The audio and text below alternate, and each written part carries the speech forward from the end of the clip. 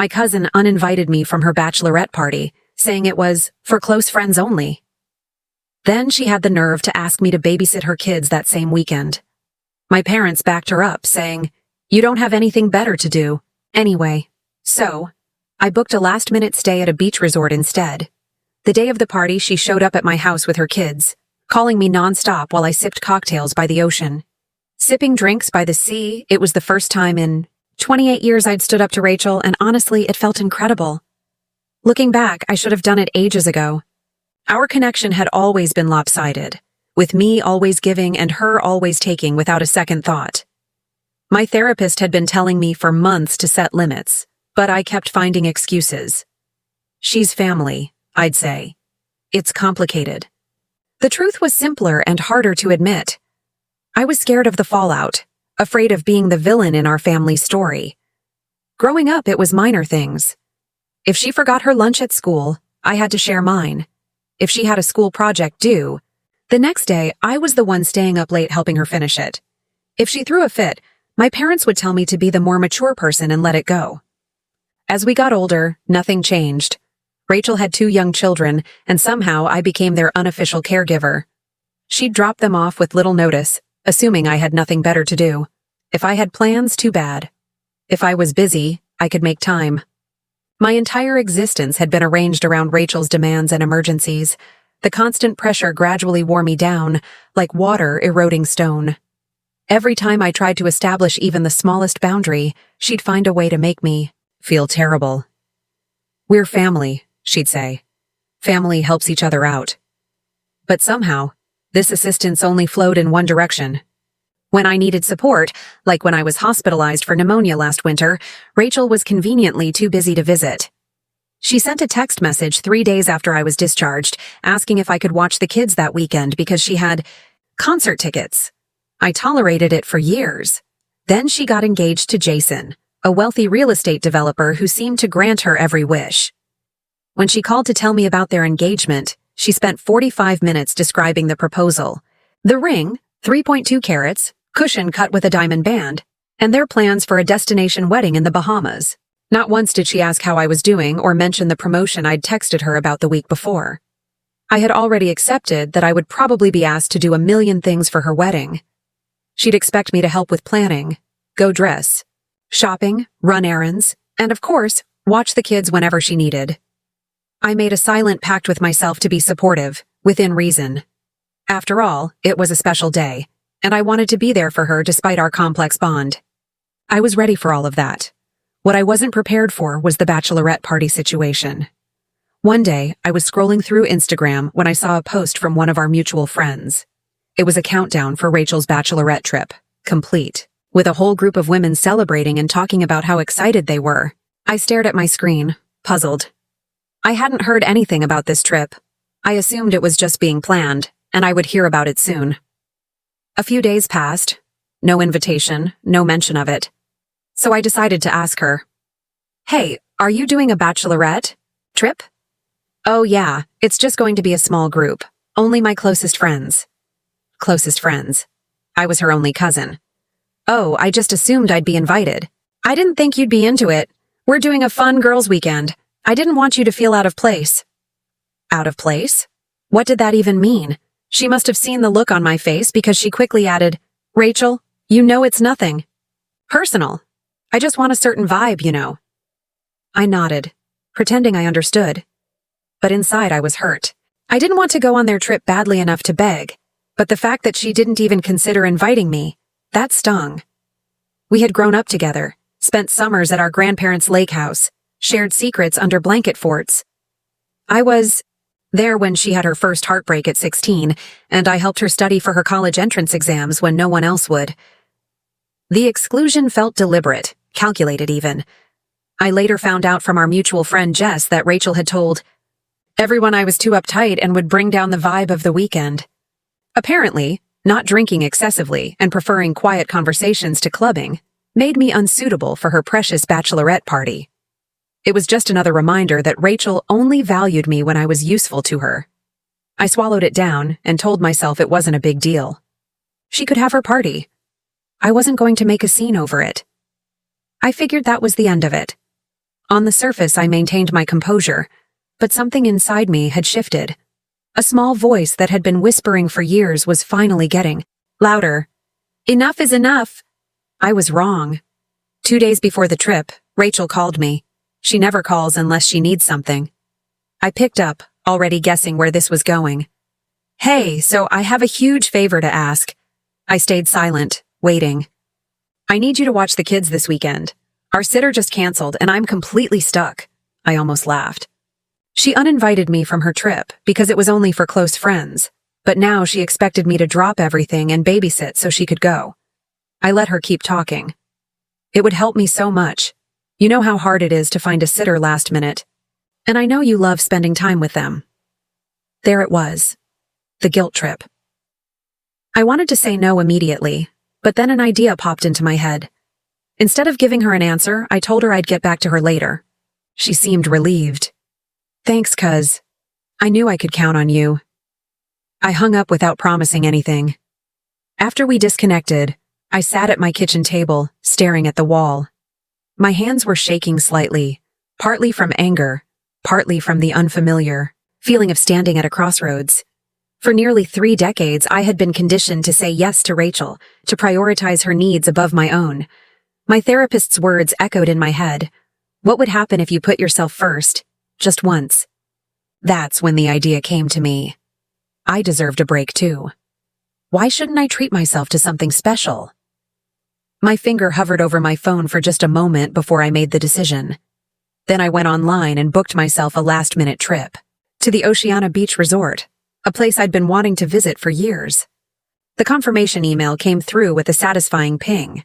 1,274.86 ARCs for 3 nights in an ocean view room, including breakfast and 1 spa treatment. It was more than I would typically spend on myself, but the sense of liberation I felt made it worth every penny. I spent the evening packing carefully, selecting comfortable outfits and adding my new swimsuit that still had the tags on. I added my Kindle, loaded with 3 novels I'd been meaning to read for months, and a journal I'd never used. This weekend would be just for me. No responsibilities, no guilt, no Rachel. The night before she was supposed to leave, Rachel called again. I saw her name flash on my phone screen and felt the familiar twinge of anxiety that always accompanied her calls. I took a deep, steadying breath before answering. So, we're good for tomorrow? I took a deep breath and kept my voice casual. Oh, I forgot to text you. I actually booked a trip for myself this weekend. I won't be around to babysit. Silence. Wait, what do you mean you booked a trip? You never go anywhere. I ignored the jab. Yeah, I figured it was time to do something fun for myself. Hope you figure things out. She started sputtering. But wait, what? You can't just leave. What am I supposed to do with the kids? Not sure. Maybe ask one of your close friends. She gasped like I had slapped her. Oh my God, you're being so petty right now. I shrugged. Not trying to be, just prioritizing myself, like you did before. Before she could say anything else, I told her I had to go. Then I turned off my phone notifications, packed my bags, and went to bed. The next morning, I got up early, grabbed my things, and left. I was on the beach, drink in hand, enjoying the sound of the waves when my phone started exploding. Missed. Calls, voicemails, angry texts. The first one, Rachel, where are you? I'm at your house. The next, Rachel, you said you'd help me. Then my mom called. I let it go to voicemail. Then she called again and again. Finally, I answered. Mom, Rachel is outside your house with the kids. What is going on? I took a sip of my drink. I told her I wouldn't be home. I have my own plans this weekend. Silence. Then, Mom, I see. She didn't yell at me. She didn't tell me I was being selfish. For the first time ever, she actually sounded tired of Rachel's behavior too. Now, I'm sitting by the ocean, watching the sunset while my phone keeps buzzing on the table. Rachel is still outside my house, furious, calling me nonstop. I'm debating whether I should answer. Maybe after I finish my drink. I sat there watching the waves roll in, feeling the warm breeze on my face. The sound of the ocean drowned out the buzzing of my phone, but I could still see the notifications piling up. Rachel wasn't giving up. After a few minutes of silence, my phone started ringing again, but this time it wasn't Rachel. It was my dad. My dad never calls unless something serious is happening. I sighed, picked up, and braced myself. "Where are you?" His voice was calm, but I could hear the edge in his tone. "At the beach, taking a break. Rachel is crying in front of your house with the kids. She's saying you abandoned them." I closed my eyes and took a slow breath. "I didn't abandon anyone. I never agreed to babysit. You know she had plans this weekend. She needed your help." There it was, the usual speech, the expectation that I would always step up no matter what. She uninvited me from her trip. She didn't think I was close enough to be there, but I was close enough to be her free babysitter. "No, not this time." Dad was quiet for a moment. "I understand that you're upset, but family takes care of each other." I let out a short laugh. "Does Rachel take care of me? Has she ever? Or am I just expected to drop everything for her whenever she wants?" More silence. Then, something I didn't expect. "Your mother and I are on our way to get the kids." I sat up straighter in my chair. "Wait, you're going to Rachel's house?" "No, your house. She left the kids there and she left." I felt a slow, creeping anger rise in my chest. Rachel had actually left her kids outside my house, assuming someone, anyone, would take care of them. She hadn't found another babysitter. She hadn't made alternate plans. She had just dumped them there and left. I clenched my jaw and took another sip of my drink. "How long ago?" "About 20 minutes. Your mother and I are already halfway there." I exhaled sharply. She really thought I would cave, that I would rush home in a panic and take responsibility, like I always did. Not this time. "Good. Let me know when you have them." Then I hung up. I stared out at the water, trying to calm myself down. I felt bad for the kids. They didn't deserve this. They had no idea their mother was using them as pawns in some ridiculous guilt trip. I considered calling Rachel, but I already knew what she'd say. She'd play the victim. She'd turn this around on me. She'd tell everyone I was the cruel, selfish cousin who forced her to leave her children on a doorstep because she had no other choice. It wasn't worth it. 15 minutes later, my dad texted, "We have them." I let out a breath I didn't realize I was holding. Then another text came through. "We're taking them to our house. Your mother is furious." That made me pause. Mom was furious. That was new.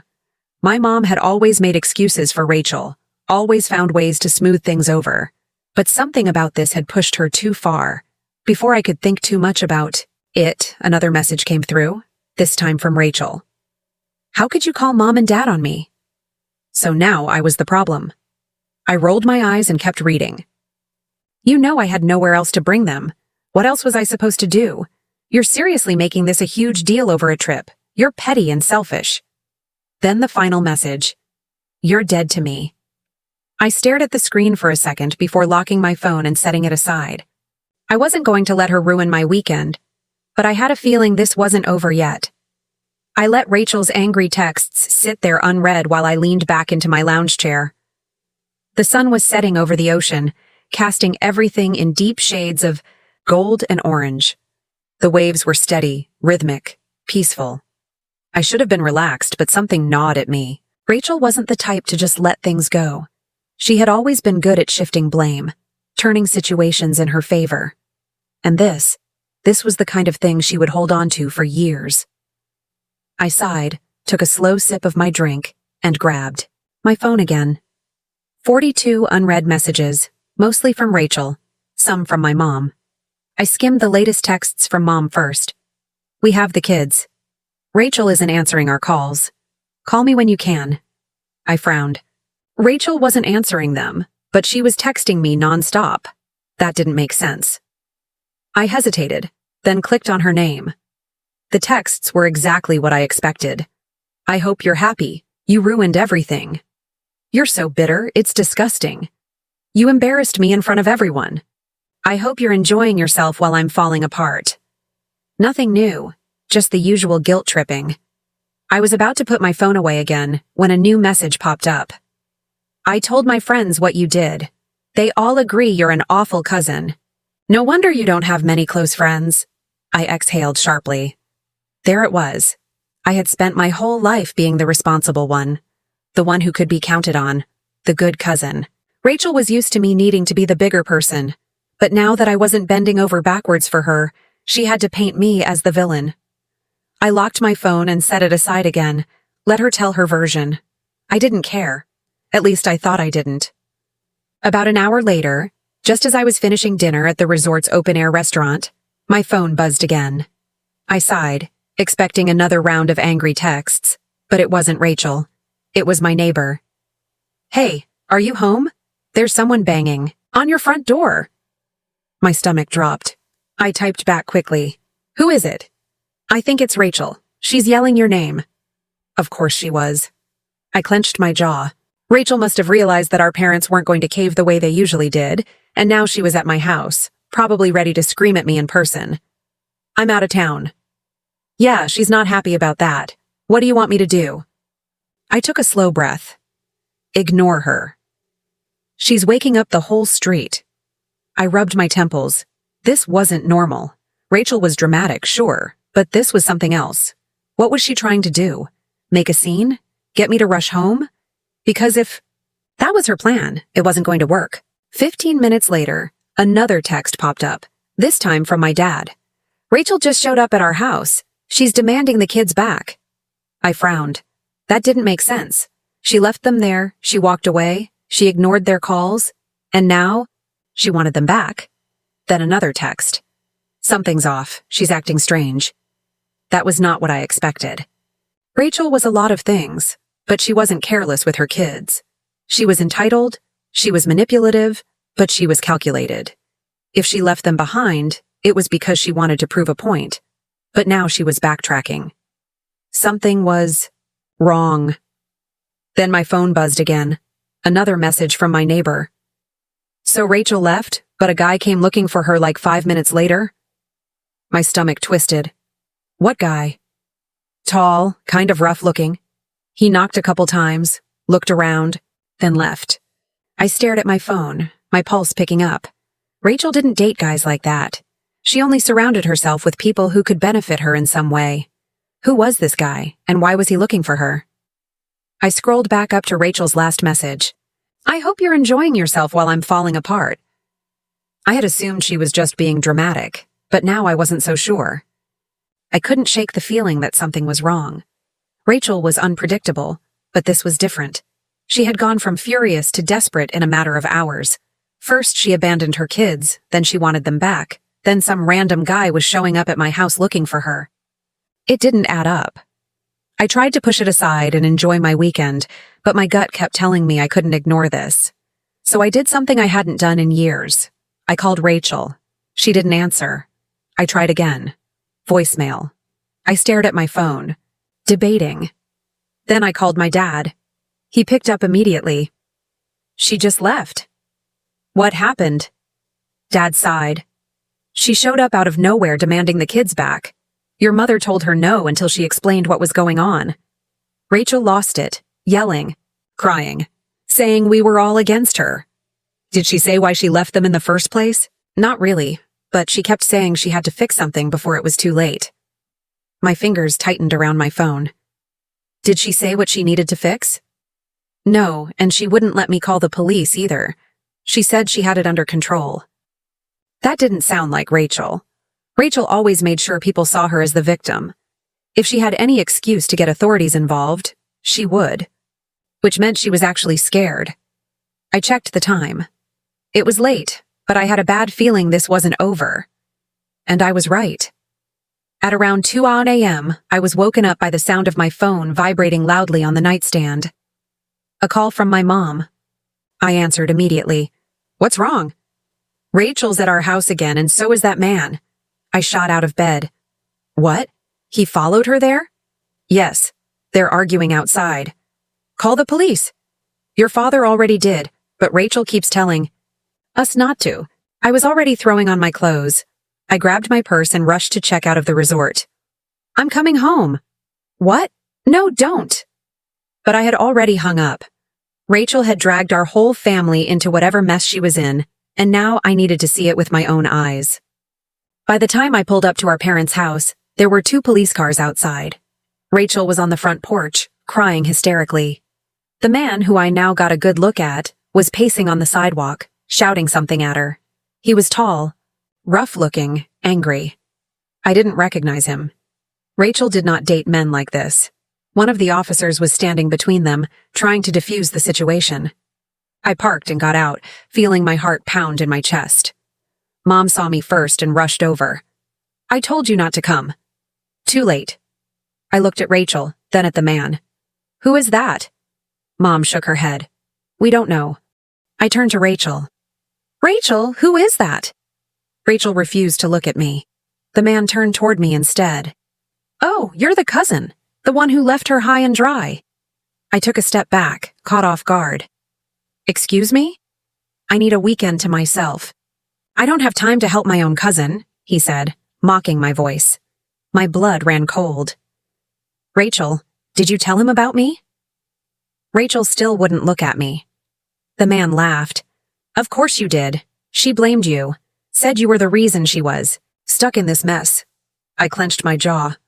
"What mess?" "The money." I felt like the ground had been ripped out from under me. "What money?" The man scoffed. "The $10,000 she owes me." My heart stopped. I turned to Rachel.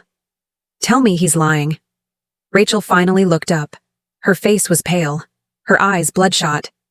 "I needed the money for the wedding," she whispered. I stared at her. "You borrowed money from him? Why?" She wiped her face, shaking her head. "I thought I could pay it back before he came looking." The man laughed again. "Yeah, well, you thought wrong." I turned back to him. "So you're a loan shark?" "I prefer businessman." I inhaled sharply. "And you thought what? Coming here and making a scene would get your money faster?" He shrugged. She wasn't answering my calls. She ran out of excuses, so here we are. I looked at Rachel again. "Is this why you left the kids at my house?" Rachel covered her face. "I didn't want them to be around if things got bad," she mumbled. I closed my eyes. She had used me. She had tried to guilt me into watching her kids so she could deal with a loan shark in secret. Then, when I refused, she had left them anyway. She had put all of us at risk because she didn't want to take responsibility for her own actions. I was done. The police ended up escorting the man away after taking statements. Rachel tried to apologize to our parents, but they weren't having it. "You put your kids in danger, Rachel," my dad said. "You put all of us in danger," Mom added. "And you tried to blame your cousin for your mistake." Rachel kept sobbing, saying she didn't know what else to do. I stood there silent. I felt nothing. I wasn't angry anymore. I wasn't even surprised. I was just tired. "Figure it out, Rachel." She looked up at me, eyes wide. "You're just going to walk away?" Yes. For the first time in my life, I didn't feel obligated to fix things for her. She had made this mess. She would have to clean it up. I turned, walked back to my car, and drove away. Rachel and I didn't talk for weeks. The silence between us stretched like an unfamiliar but not uncomfortable expanse. I found myself sleeping better, focusing more at work, and even rekindling old friendships that I'd let slip away because Rachel's demands had always taken precedence. My therapist noted the change in my demeanor almost immediately. "You're sitting differently," she said during our session. "Your shoulders aren't up around your ears anymore." I found out later through our cousin Jaime that my parents forced Rachel to sell a few of her wedding luxuries to pay off the debt. Her designer wedding dress was returned and replaced with something more modest. The elaborate 5-tier cake became a simple 2-tier. The 8-piece band was downgraded to a DJ. The guest list was cut from 250 to 75. The wedding still happened on May 17th at the local country club instead of the Bahamas. From the photos Jaime showed me, it was a far smaller event than Rachel had originally planned, but still lovely in its own way.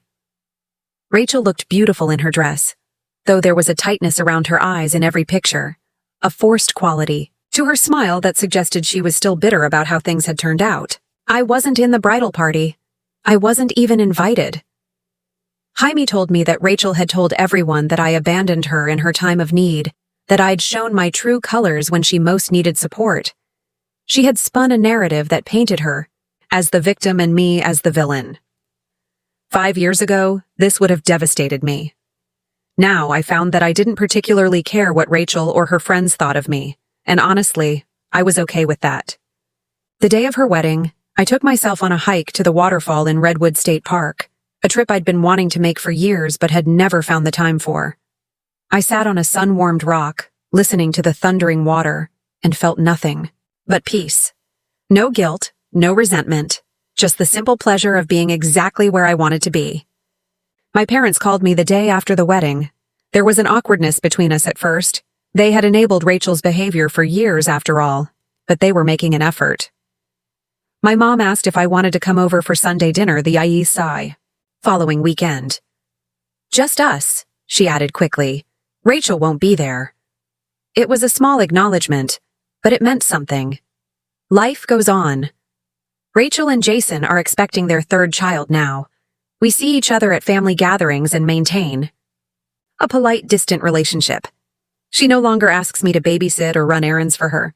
Sometimes I catch her looking at me with a mixture of resentment and something else, perhaps respect, or at least understanding that the dynamics between us have permanently changed.